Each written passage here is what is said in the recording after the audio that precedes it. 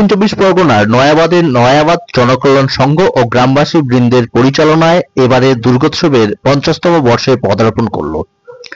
খেয়াদাহ অঞ্চলের নয়াবাদ গ্রামে সার্বজনীন দুর্গোৎসবের সূচনা হয়েছিল 1976 সালে। গুটি গুটি পায়ে 50তম বর্ষে পৌঁছে গেল এবছর।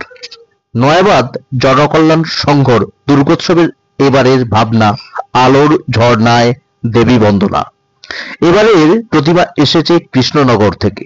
প্রতিমা শিল্পী আন্তর্জাতিক খ্যাতিসম্পন্ন কৃষ্ণনগরের সুবিখ্যাত মৃৎশিল্পী রাজীব পাল। মণ্ডপ নির্মাণে বাপি ডেকোরেটরস। 3D ম্যাপিং শো রূপায়ণে রাজস্থানের জিতেশ স্বামী। লাইট অ্যান্ড সাউন্ডে দর্শন করুন এবারের পুজো। উৎসবের দিনগুলোতে সবাই ভালো থাকুন, সুস্থ থাকুন। সভাপতি রণজিৎ কুমার মণ্ডল, কার্যকারী সভাপতি দিলীপ নস্কর, সম্পাদক বিদেশ কুমার মণ্ডল, সহ সম্পাদক মনোহর মণ্ডল, রূপম নস্কর, কোষাধ্যক্ষ সৌমিত্র মণ্ডল সহ সমস্ত সদস্য বৃন্দের ঐকান্তিক প্রচেষ্টায় এবারের পুজো সাফল্যমণ্ডিত হয়ে উঠেছে।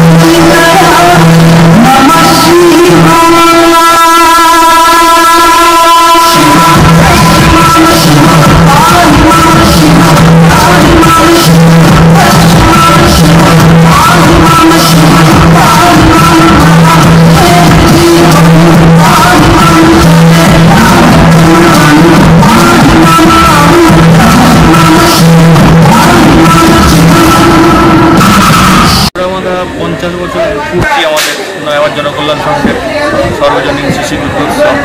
তো আমাদের এবছরের ভাবনা হচ্ছে আলোক ঝর্ণায় দেবী বন্দনা।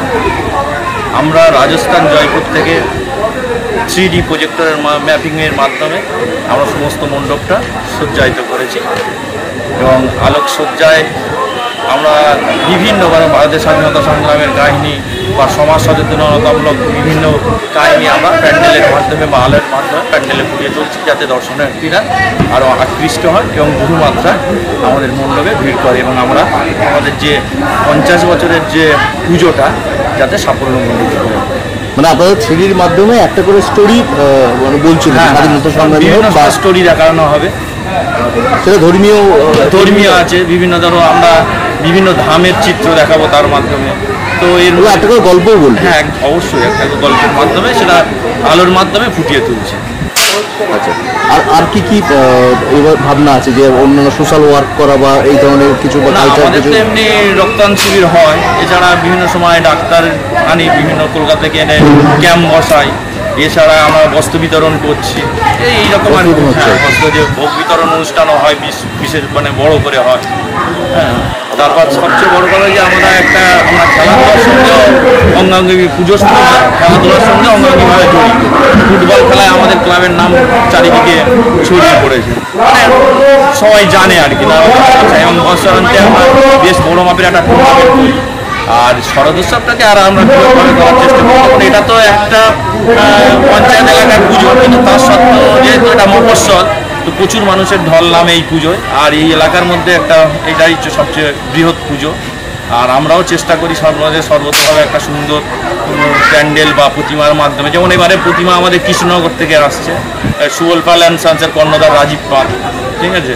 তো আমরা চেষ্টা করি সবসময় একটা সুন্দর মানে প্যান্ডেল হোক আর পুজো হোক, পুজোটাকে সুন্দরভাবে করে সবার সামনে তুলে ধরি, যাতে দর্শকরা ভালো বলে, আমাদেরও ভালো লাগে। আপনার নাম আর ডেজিগনেশন? আমার নাম বিদেশ মণ্ডল, আমি এবছর পুজো কমিটির সম্পাদক। 3D মাধ্যমে গল্প বলছেন, কিন্তু সেক্রেটারি সাহেব বললেন, এবং পাশাপাশি আরও সোশ্যাল ওয়ার্ক করছে এবং প্রতিমার কৃষ্ণনগর থেকে আনা হয়েছে, এবং এরকম একটা উদ্যোগ সব মিলিয়ে 50তম বর্ষতে জন্মমত, কি বলবো? প্রথম জানাই আপনাদেরকে অসংখ্য ধন্যবাদ। আপনাদের মাধ্যমে আরও আমাদের প্রচার হোক, সেটার জন্যই আপনাদেরকে ডাকা। আমরা চাই আমাদের অতি পরিশ্রমে আমরা এই 50 বছরটাকে, সুবর্ণ জয়ন্তীটাকে এমনভাবে তুলে ধরেছি, বহু প্রচেষ্টায়। আমরা চাই আমরা সবার চেয়ে এগিয়ে যেতে, এটাই আমাদের ধারণা। আমাদের এবারে থিম সেটা আমাদের সেক্রেটারি বলেছে। আশা করি হচ্ছে কি আপনাদের মাধ্যমে যারা আমরা কালচারাল ইভেন্ট কিছু রাখছেন? কালচার ইভেন্ট এবছর রাখছি না, কারণ আমাদের 3D সাউন্ড, লাইট অ্যান্ড সাউন্ডের ব্যাপার, ওই জন্যে কালচার প্রোগ্রামটা কোনোভাবেই চালানো যাবে না। আজকের এই কালচার অনুষ্ঠান, হ্যাঁ কালচার অনুষ্ঠান রাখছেন মানে রেখেছি আজকের জন্য, আজকের জন্য, পরবর্তী দিনে থেকে আর হবে না কালচার। এবং আশপাশ থেকে তো অনেক সাড়া পড়েছে, জিনিস অনেক সাড়া পড়েছে। আমাদের সদস্যরা অতি পরিশ্রম করেছে এবছর 50 বছরটাকে ফুলফিল 50 বছরের মতো করার জন্য। আপনার নাম আর টিচিং? হ্যাঁ, আমার নাম মনোহর মণ্ডল, আমি এবার পুজো কমিটির সহ সেক্রেটারি। আচ্ছা,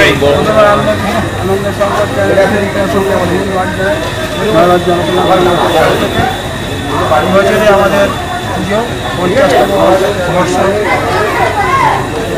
এবং আমাদের এই মফস্বল আমরা যে পুজোটা করছি এটা কিন্তু প্রচুর সংগ্রাম করে লড়াই করে পুজো করছি।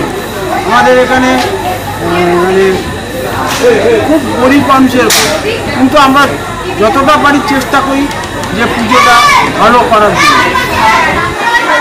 আরও এর সঙ্গে বলবো, আমরা আমাদের যে ক্লাব জনকল্যাণ সংঘ বহুদিন ওরা ফুটবলের সঙ্গে অন্যান্যভাবে জড়িত, সেই জন্য আমাদের ক্লাবের আরও অনেক বলছে অনেক কিছু আছে, বলতে আমরা প্রশ্ন করবো, আরও কিছু জানতে পারবো। খুবই ভালো লাগলো। সাম্প্রতিক যে ঘটনাগুলিকে তুলে ধরা হয়েছে, তো মানে এইখানে দেখে খুবই ভালো লাগলো। এবং মানে যে এখানে যে 50 বছর পূর্ণ হয়েছে শুনছি, সেই 50 বছর উপলক্ষে সাম্প্রতিক ঘটনাটি মানে ভালো লাগলো।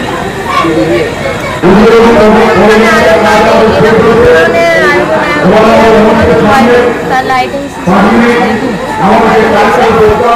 ভালো লেগেছে।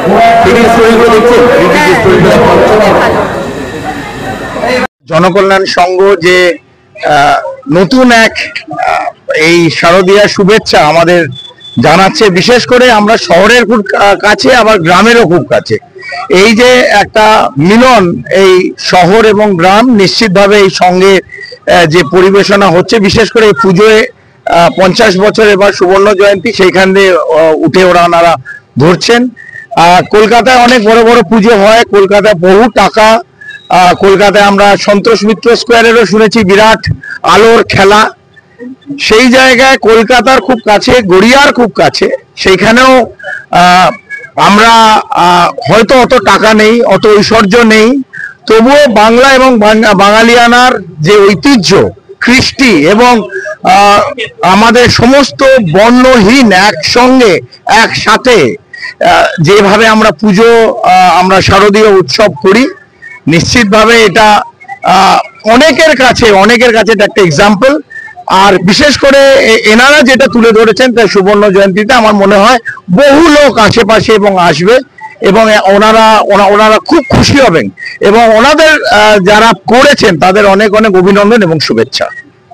কর্নেল দীপ্তাংশু চৌধুরী, আমি এখন প্রাক্তন কর্মরত ছিলাম। 2015-এ ভারতীয় সামরিক বাহিনীর থেকে আমি রিটায়ার করেছি।